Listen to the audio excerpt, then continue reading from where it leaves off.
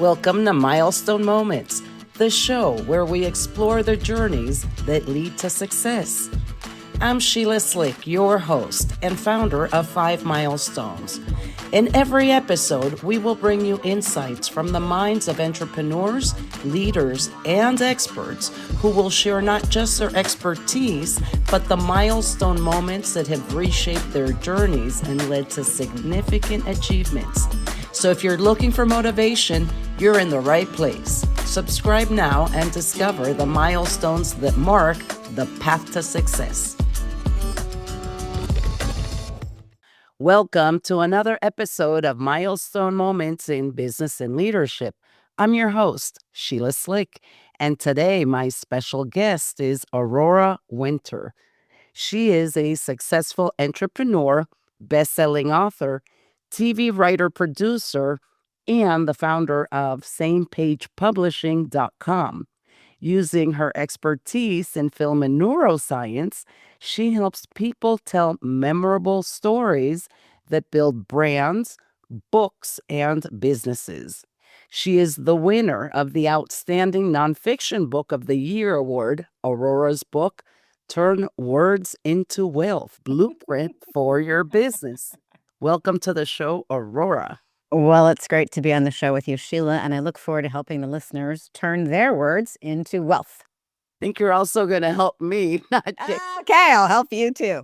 I'm your number one fan right now, Aurora. Tell me a little bit about your backstory. Why do you do what you do? I love helping people with their books. I know you share a similar passion. I come from a background of film and television. I launched a film and TV company. We made 8 films, raised $5 million. I oversaw 250 hours of TV programming when I was a vice president in the film business. And so I have all of this creative storytelling expertise, but I'm also a serial entrepreneur. I've launched several different businesses that grew to 7 figures from startup. And so I have a real heart for entrepreneurs being frustrated with their message.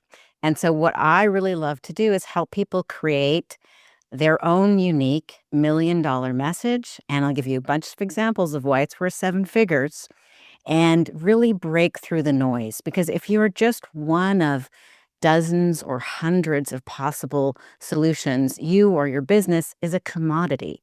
And that's bad because that's a race to the bottom. That's a race to Walmart or China pricing. That's no good. We want you and your business and your brand to be positioned as a luxury tier, like a Ferrari, right?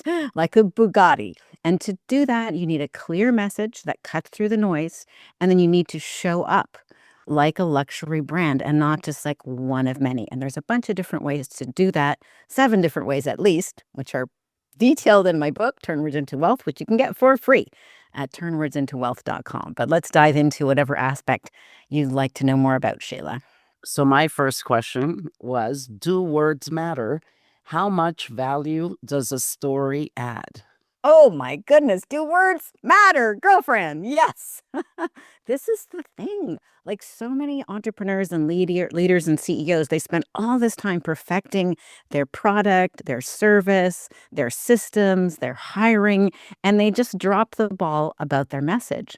But studies show that the value of a story, it can 27x, 27 times, not 2.7 times, 27 times the revenue with the right story. And it can take your business from struggling to thriving. In fact, I have several examples from my own life where I had $1 million idea. I had a killer idea. I had a one-off idea that nobody else could compete with. But until I got the right message, it struggled because I was burying prospects with too much information. You want to give people the minimum amount of information.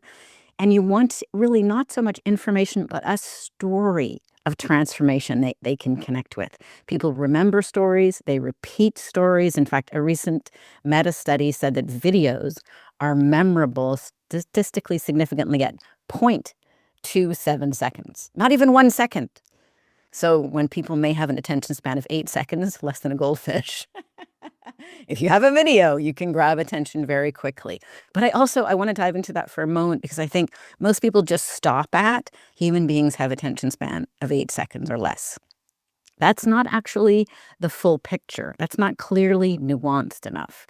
People have become faster and more efficient at filtering the crap message that they don't want to pay attention to a message that is for them. But if you get past that filter, and we can get into the neuroscience of communication, the first filter is that quick message. If you can get past that filtering, people have hours that they'll spend. They'll binge your content. Joe Rogan proves they'll watch you for hours. There's lots of long form podcasts, but you need to understand the neuroscience, which we can get into, and there's 3 steps in that. But what's your next question? All ears. Let's dive into the 3 steps. Forget the questions I had. All right. And then I want to also talk about how a little book can really make a difference, because I know you help people create short books, and you have a fairly short book that just came out. Momentum. Great title, Momentum. I like Momentum. Okay, so the neuroscience of communication, I get into this in more detail in my book, Turn Words into Wealth, which again, you can get for free at turnwordsintowealth.com, or it's available wherever books are sold. And I studied neuroscience when I got my MBA in 2015. I know you've got a master's in leadership, so we've both got that master's degree thing going on here. And there's really 3 steps, and you really need to do it in this order. So there is a blueprint behind effective communication, and the order matters. Imagine you're building a house. You can't put the roof on first. But that's what so many people try to do with our communication. We put the roof on first by leading with, all of the intellectual reasons why, like sort of a verbal equivalent of an Excel spreadsheet. I know I made this mistake myself in one of my first businesses. People would run away. They're like, I know she's smart. I know she's up to something, but she's overwhelming me with data. Stop it. You do that too, Sheila. All right. So the first step is we need to connect with the crock of brain. Here, let me give you a visual to make it easy. Imagine you're a messenger, you're on your beautiful stallion, you're riding up to the castle, but there's a moat filled with crocodiles, and the drawbridge is up. So in order to get past that moat, you have to appeal to the croc brain. And the croc brain, or the ancient reptilian brain, is looking for, is this novel? Is this new? Is this different? Is this interesting? What's in it for me? And if it's the same message that the last 14 people on their horses came up with, the drawbridge is not going to come down. Okay, but if you have a message that's interesting, novel, sparks something, and this is very, very quick. It's like the title of a book, like Marketing Fast Track, or Turn Words into Wealth, or it's Seth Godin's Purple Cow, or Tim Ferriss's 4-Hour Work Week. That gets the drawbridge to come down. Okay, so you trot in on your horse. You're ready to sell something. But the king and queen are not going to greet you as soon as you come across the drawbridge. And the brain works the same way. There's a second filter that you need to pass, and that is the social midbrain. And the social midbrain is like, who are you and who sent you anyway?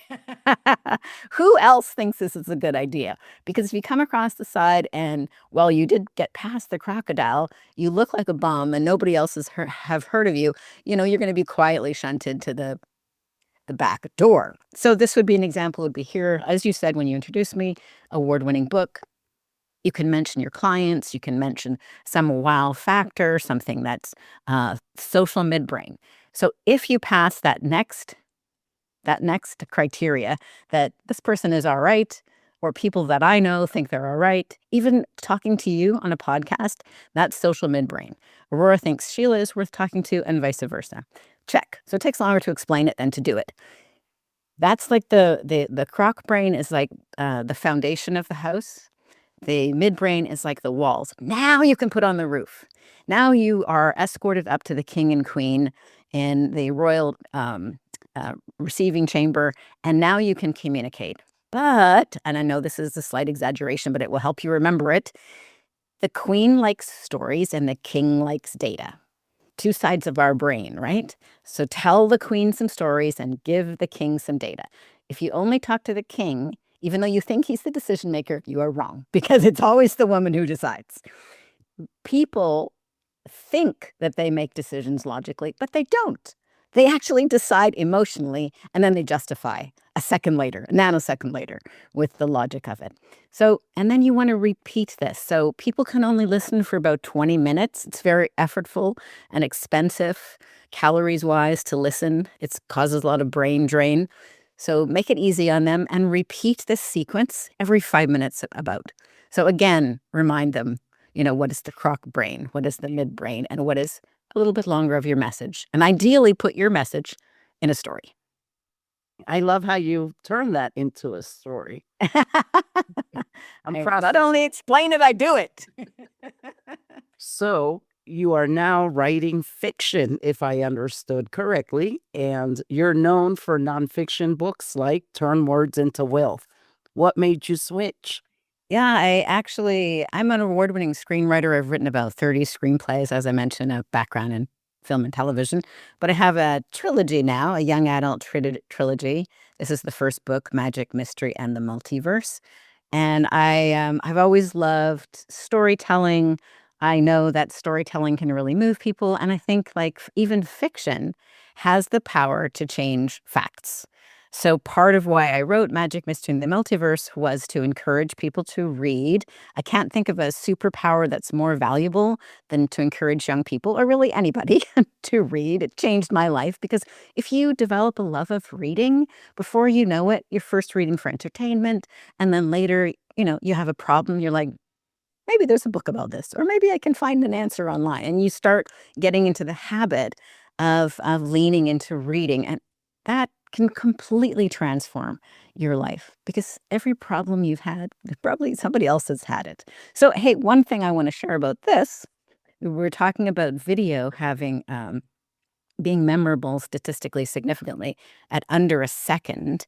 Well, we've launched a new YouTube channel called Anna Zest Series because I have a background in film. So we're creating little films, little mini films, like imagine a book trailer or a movie trailer, 2 or 3 minutes. And when we just launched it, but here's what I want people to lean into is we had a 12% click-through rate to cold traffic, which is absolutely unheard of. So if you know how to tell a good story and you can add a really cool image, which is super possible now with AI using Sora 2 and HeyGen and Midjourney and Runway and other such AI apps. That's a good use of AI. Take your story, make it visual, make it compelling, and YouTube is the number 2 search engine. Anyway, I also have Strategic Basics YouTube channel, which is more a resource for people to help them with their message. But anyway, it's not just about books, also about videos. But I did want to tell the story, if I may, of a little short book that changed my life. So you will connect because you've got a master's, and I got my MBA in 2015, and I'm like all happy, I'm officially approved, stamped, educated, and I'm like, it was a moment of being lost though, because I could do anything, I could live anywhere, and so I'm in Venice, Italy, going, okay, well, check the MBA, but my mother had just died, and I'm like, well, what do I do next? I didn't have her wise counsel. I'm a widow. My husband had died. I didn't have his wise counsel. So I'm like, okay, well, do I go get a job at Netflix? Do I go back work in film and television? Do I try to reboot my coach training company? But I'm a restless person and I was bored of it. So I decided to see if a little short book could prove or disprove the idea that people would like help with their messaging and marketing from me. So based on a 1-hour interview, turned that 1-hour interview into a short book, Marketing Fast Track, the little book that launched a new business. And you can get this book for free too at turnwordsintowealth.com. And I offered it to my small email list of 12,000 at that time. And the book was free. People just paid for the shipping. And then they got a sequence of videos because we really believe in videos over here. And then I said, hey, if you'd like some help with your messaging, with your marketing, with writing your book, with creating your TED Talk, with creating, videos to put on YouTube, you can sign up at bookcall.biz and have a free business breakthrough call. And this was a sprint because I needed to either apply for a job at Netflix or get something else going. And so within 90 days, that little free book, well, free plus shipping, generated $250,000 in 90 days. So that's basically a 7-figure revenue stream over a year. And the money was great because, as you know, getting a master's degree is expensive. But the certainty was worth even more. So one of the things I love to suggest people do is do a little 90-day test. Test your idea, but don't just ask your mother and your cousin and your next door neighbor if they think it's a good idea.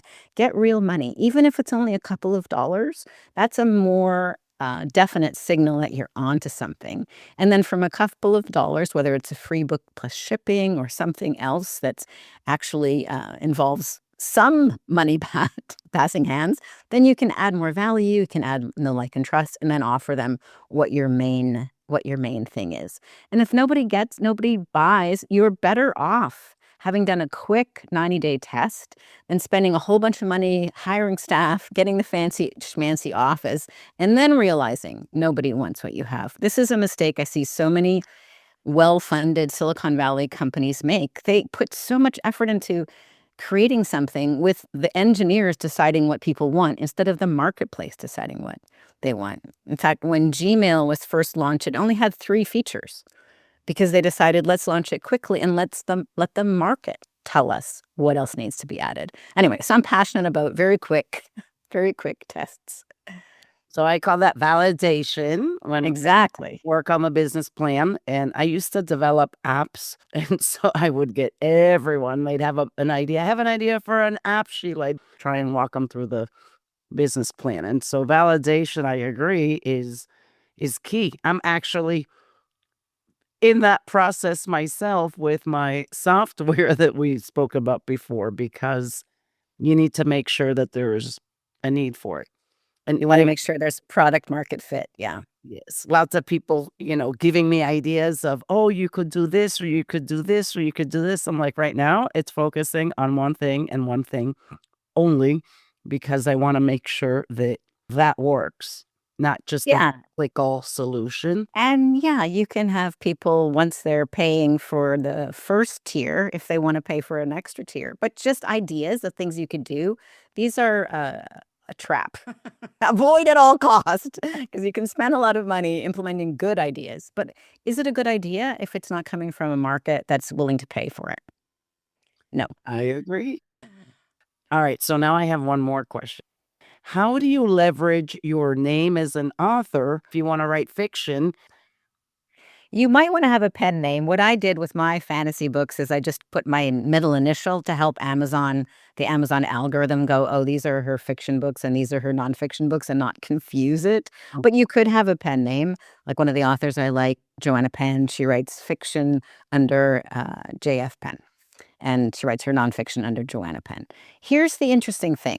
I'm one of the few book coaches or marketing messaging strategists who actually help people with fiction, because I have a deep background in 30 screenplays, one of which was produced. Development hell for the other 29.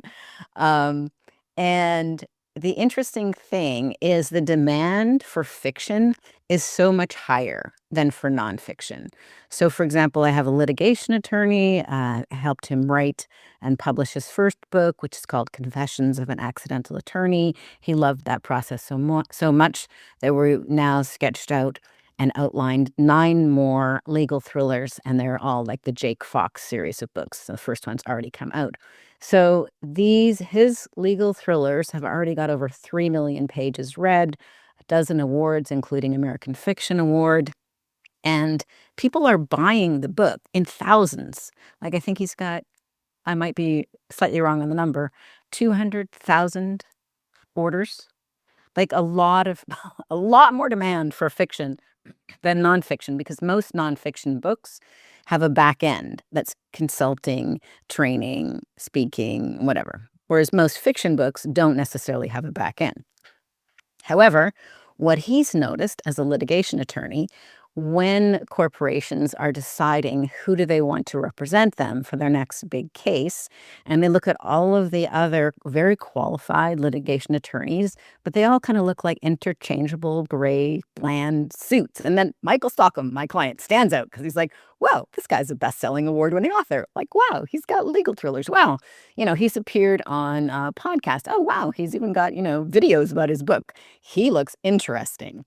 So they hire him because he has a brand, he has a presence, he's interesting. So even though it's a little less obvious how you can use a fiction book to build your business, I've noticed with him, oh, that actually really works. And he's secured 7 figures of new business because he's an author. Interesting, eh?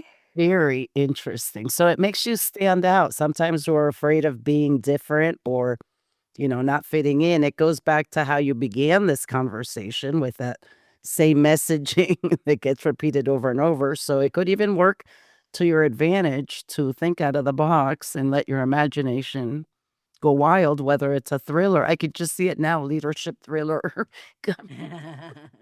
Don't know if you know the Valuetainment podcast host, Patrick Bet David. I think that's right, Bet David. He has 2 nonfiction business books. One is like 5 strategies to this, that, or the other thing. But his most recent book is a young adult thriller. So, and it's interesting because it goes the other way too, because I just launched, actually today on the Strategic Basics channel, I covered 3 nonfiction business bestsellers that people might want to read or get as to give for Christmas gifts. And I thought they were great, but one of them is Disrupt Everything and Win by James Patterson, who is a thriller author, but now he's writing nonfiction. So, and he's a good example of disrupting things. So yes, I think the way to lose is to be afraid to stick out, because I think if you don't stick out, that's death. It's better. It's hard. I know. I struggle with this myself, but it's better to be controversial and have some people go like, forget it. What is that person talking about? That is so not interesting. And have other people go, Sheila's my gal or Aurora's my gal, because they're like, wow, she really said something. She took a stand. She's like pro AI. She's pro video. She's pro everybody writing all kinds of different books. Take a stand. And it's much better to appeal to 20% of the market who are 100% in than try to appeal to 100% of the market who are only 2% engaged. Wow. That's the key takeaway. So in my next book, when I do that fiction book, I am going to dedicate inspiration, this podcast, remember sometime in November. Oh, Thanksgiving. It's going to read something like, I am grateful for that conversation because we are near Thanksgiving. So, Oh, well, send me an email and I'll buy it. I'd love to read your new fiction book that got inspired by our conversation. That's absolutely great. not confessions. I'm going to make it more, I don't know, just leadership gone wrong. I don't know. I got to start exploring. Well, the cool thing that most people don't realize is that the process of writing a book is transformative in and of itself, whether or not you publish the book, because you get more clear about what you care about, what moves you, what makes you angry, what makes you happy, what makes you joyful. And when I interview people and turn it into a book. We review their whole life, like what were the challenges, what were the problems, what were the devastating moments, and they get a chance to look at that and go, yeah, that sucked. But on the other hand, they learned this and that changed my life. And then I met this person and that was really good. So they get a chance to integrate their history in a way that's extraordinary and really claim who they are and let go of pieces that didn't serve them, because they have a chance with this new perspective from the moment that I'm helping them create their content to let go of the past and claim it. And they just become more clear as a human being, as a leader, as an entrepreneur. Even if the book was never published, they would get so much value from it. I don't know, what did you find as you were working on your own books, even before they were published? You probably noticed you got more clear on what you care about and what's meaningful and what works and what doesn't, right? So yes, actually the inspiration for that book, like you, I went back to school and earned a master's. Mine was 2018. And people were questioning, well, why at this stage in your life do you want to go back to school and get a master's? I said, because I've always wanted to check it off.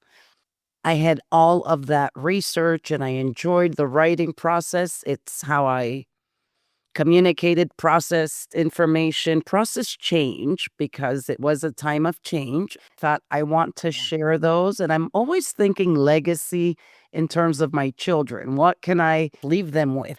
It's a great time to reflect. And that's what led me to start wanting to write and write. And even now that I'm writing every Wednesday, I'm having a great time because I just get thoughts out of my head. Reading, writing, and reviewing in that way can transform your life, your clarity, and your business. That's beautiful. Yeah, I like it. I've enjoyed speaking with you today, Aurora. Thank you so much for joining me.